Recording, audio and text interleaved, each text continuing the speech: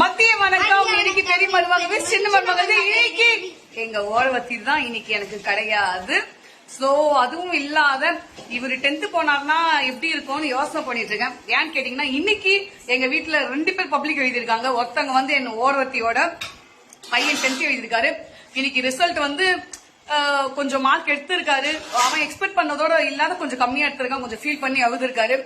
இன்னொருத்தவங்க வந்து பாத்தீங்கன்னா இங்க தங்கச்சி பொண்ணு எழுதியிருக்காங்க +1 அவங்க. சோ அவங்க மார்க் எப்படின்னு இன்னும் தெரியல. 2 மணிக்கு தான் ரிசல்ட் வரும். அதுக்கப்புறம் தான் நாங்க இன்ஃபார்ம் பண்ணுவோம் எவ்வளவு என்னன்னு சொல்லி. சோ அதுக்கு முன்ன நீ 10th போனா எவ்வளவு எடுப்ப? நானா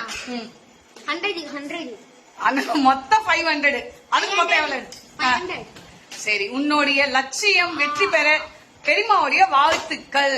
சரி, இன்னைக்கு நம்ம லஞ்ச் என்னன்னு பாத்துறோமா? வாங்க பார்த்தலாம். காலையில வச்ச பொங்கல், தயிர் சாதம், கொதிக்க உருளைக்கிழங்கு தொக்கு.